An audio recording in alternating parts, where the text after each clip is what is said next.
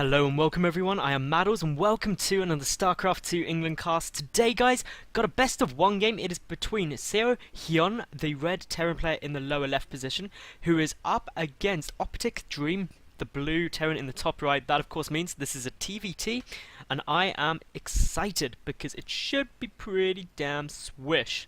And that is only good news for everyone involved, especially us the viewers, because we don't have the stress of trying to win a TvT. We just have the enjoyment of watching them position tanks, bringing Vikings, drops, Hellions, and who knows what else that could be hitting the field imminently. And the Cloud Kingdom is going to be the map of choice for these two. And, well, it's an interesting map for TvT due to the fact that it is just so wide, and that makes TvT really interesting due to the fact there's lots of different attack routes. And as a result, siege tank lines aren't 100% effective. Say, for example, you're on two bases and you manage to get a good little siege up position across here.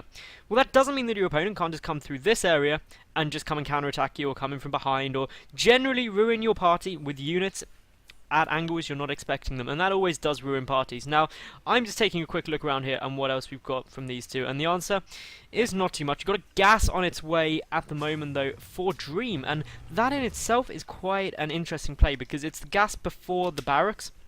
As a result, we can sort of expect that, well, it's gonna be some kind of tech play. No gas yet out for Hyeon, and Hyeon could be going for a command center first. He could also be going for a barracks hidden across the map. He could be doing various other things, but generally speaking, if you don't see a barracks at this stage of the game, it's almost certainly going to be a command center first opening. Now, this barracks is getting hidden a little out the way.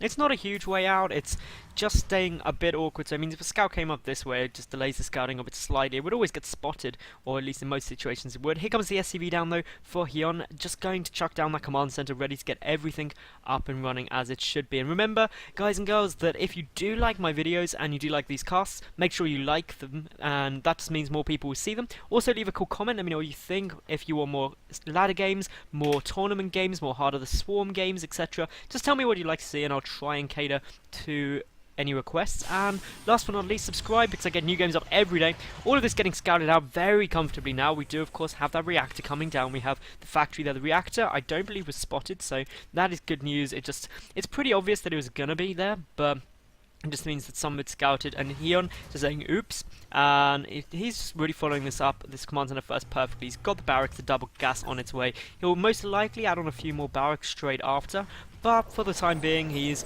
really just settling down as best can be. Now, in terms of who's ahead or who's behind now, for the moment, Hyeon is going to be slightly ahead, and actually, that rack position, awesome. It is indeed, because there is enough room to get, I can't even get it on screen properly centered, but that reactor getting down in there, that is pretty baller. I'm not going to lie, it's pretty pro. But Starpop coming down now for Dream, so it's a 1-1-1 style build. We've got the Hellion coming out, we've got the Marines coming out. Most likely to be a medevac. There is a possibility that it'll be a Viking as well, but I don't think that is as surefire as the medevac will be. No scouting information though yet for Dream. He has absolutely no clue what his opponent is doing, and therefore can't really preemptively try to counter anything specific. But we've got the factory now, the reactor coming down for Hyeon and the Red Terran, so all in all, he's going to be in an okay spot to defend this. It's just how much of an advantage we get from this Starport. I very much doubt we're going to see any kind of Banshee play, though, because there's no position to get a Tech Lab down. The Tech Lab wasn't started on the factory yet, so the Medevac is en route. That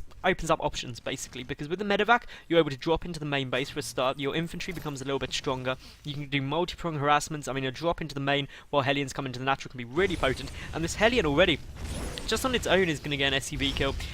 May even get a couple, because, let's face it, there's nothing on the field. There's a grand total of no units at all for Hyeon. He's literally just sitting there with SCVs. He's trying to defend all of this with pure SCV, and that's going to put him in a tough spot, especially as more of these Hellions are coming in. And these SCVs are just getting taken out pretty much for free. They are lining up, and that is never a good move.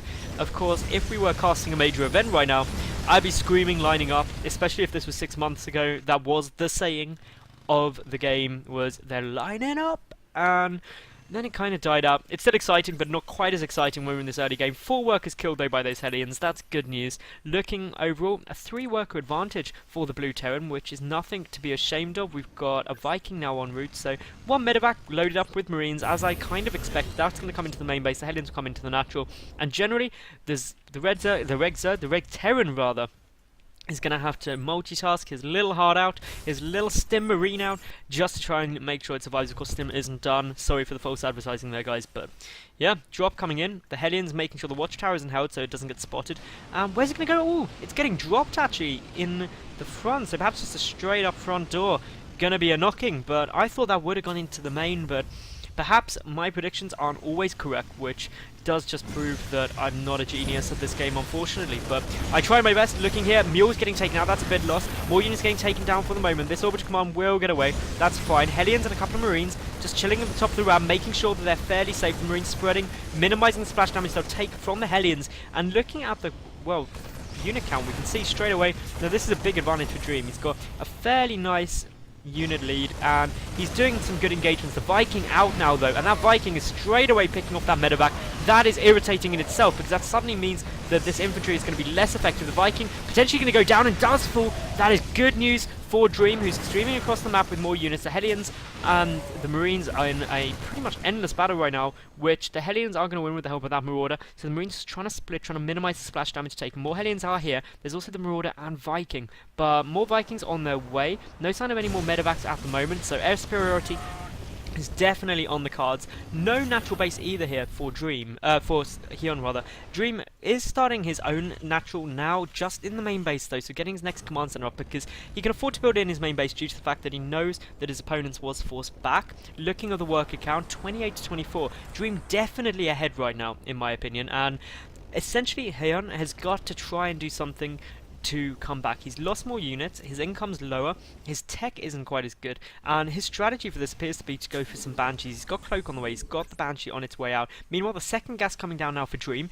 He's still just producing out of the one factory, one barracks, one starport, is adding on now 2 additional barracks as well, so transitioning more into infantry. But look at this force, this is pretty big. The Vikings even landing down, gonna try and get in on the action. We do have a handful of Hellions there, and well, what is 2 Marauders and 2 Marines, so this force definitely bigger for Dream. He's pushing up the ramp, and this is really a tough engagement to try and hold off, because as we can see, Dream with a great spread of units, he's trying to focus down anything and everything he can. He's got a handful of SCVs there, trying to repair up anything and everything, getting those, making sure the Hellions do stay alive for as long as possible. They soak up a bit of damage, those SCVs as well, which is good news. And well, the Marauders are dealing well with the Hellions, but they are being repaired so effectively that they are going to get as much cost effectiveness as possible. The SCVs really clumping up quite badly at the start there. We're going to see quite a few go down. The Hellions trying to get repaired as long as possible. The SCVs managing to cluster around the Hellions, allowing them to do just so much damage. You can look at this lineup here, and Dream is just absolutely decimating his opponent, who has lost 32 workers this game. He's down to just 1 Harvester. And to be honest, that is pretty much going to be game, in my opinion. There's essentially no way to come back from this situation where you are on 3 Harvesters in a grand total compared to the 19 of your opponent. No counterattack really doing much. Yes, there is this Banshee down here, but let's face it, that Banshee killed off what? A grand total of 12 workers. That's easily keeping Dream in the lead. He's got his natural base up, he's got that orbital command, he's got more production, he's going to have way more income, and there's not really much Hyeon can do in this situation. He's doing all he can, which is get mules. Mules are really his only potential saving grace. These 2 Hellions were trying to poke and prod, but the Vikings landed. There's 2 Hellions there anyway, so the firepower is definitely on the Blue Terran side. Vikings still moving around, still more mules are getting called down. We do have the missile turret there to defend against the Banshee, so that isn't going to do any more damage. And overall, Dream has got this game in the bag, or at least he should do. And it's really up to him to lose now. I'm surprised Hyeon hasn't given up yet, or rather GG'd out yet, because his opponent has just got so much. Maybe he's feeling that he can do some more damage with that Banshee, and potentially if this missile turret wasn't there, there would be a small chance that he could come in and deal some nice attacks and try his best to try and take some more stuff out. But he would have to do so much damage with that Banshee that I don't really think it is possible, although he's microing to his absolute max, trying to stay out of the range of that missile turret really as best he can. But there's a scan already banked up, and with that I think it's going to be fairly comfortable. Once that Banshee's down, I don't see anything that the Red Terran is going to be able to do to get back in this. He's producing SCVs as quick as he can, and admittedly the difference is starting to minimize, but now with this orbital command down in the natural base for Dream, with the fact that +1 infantry weapons is nearly finished, with so much more production capability, I don't see any way this can go in the Red Terran's favour unless something tragic were to happen to Dream at the moment. And Hyun, he is still going to stay in this game now. I mean, he's in a far better position than he was, but losing all of those SCVs was never good. I mean, the way he dragged them over and tried to clump them up, he wasn't a kind of a no-win situation, so I guess that's all he could do. But by doing so, in the great micro by Dream of actually pulling just that one, leaving one Hellion and the SCVs around it, allowing all the SCVs to clump up, and then moving his Hellion down to give the line of splash was great, and that's really the point at which I would say Dream won the game. And judging by what he's following up with, he's in such a solid position. I mean, he's got the upgrade advantage, he's got the third base just starting up now, and he's got the worker advantage by quite a substantial amount. His production is better, and when you've got better tech, upgrades, income, and bases, or soon to be bases, you can't really go wrong unless you have a terrible engagement. But there's nothing here that can be a terrible engagement. We do have the Hellions on their way across. The Vikings taking their superiority. There is the one tank there. Siege mode isn't done though. The Marines quickly clean up the Hellions, which were their biggest threat. The medevac is in the field, and well, with that, as we can see, all of the key tech and key units available to the Red Terran were taken down exceptionally quickly. That leaves them with just 9 Marines and the 1 medevac against 10 Marines and 2 Marauders with a medevac and the Vikings. So at that point, you've got problems. The upgrade advantage also there for Dream as well, as I've said. That's big problems. The +1 infantry armor also coming down before any upgrades even started for Hyun. And looking up here, well, more barracks being added. We've got the tech lab coming down on the factory, so that in itself is great news. The third base is nearly finished. The orbital command will start soon after that, no doubt, and at which point I would say there's not really any coming back from this, and you are definitely going to struggle. The siege mode tech coming out at this point is as good as you could hope for. It may be enough to hold this off for a while, but again, there isn't too much here. The medevac's taking a little bit of fire. The Marines moving forward, though. Great timing, and do pick off 2 of the Vikings for essentially nothing. Second tank coming out is a big turning point in my opinion, because this is the point where this infantry is going to take a lot of damage. The tank, though, really is out of range, and that little move down, I'm not sure that was worthwhile.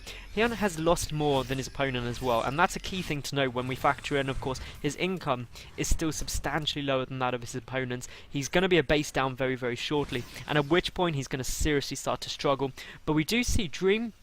He's not yet started siege mode, he's only just starting that now. Of course, it's a critical upgrade, and as the tank numbers do start to increase, it becomes more difficult to engage directly with Marine Marauder, just due to the splash damage available to tanks. But once Dream has his own tanks out, he's gonna be able to deal with that a lot more comfortably. His siege mode is still, what, 50 seconds away? He's 30 seconds rather away. He's absolutely fine, and yeah, moving in, more damage is gonna be done. We've got, well, a potential for him to get a good engagement, but he's got to strike in this opportunity when siege mode is up. He does get the siege, but is it going to be in time? All that infantry getting taken down exceptionally quickly. Good spread on the Marines from Dream right now, and he losing pretty much all of his force, and not too much damage done. And there's the GG. It was a last-ditch attempt, but Dream, he just did so well early on. He did so much damage. Knocking your opponent down that much in terms of their income is going to make it near impossible to come back, as we saw. But anyway, everyone, if you did like, make sure you like and leave a cool comment, subscribe.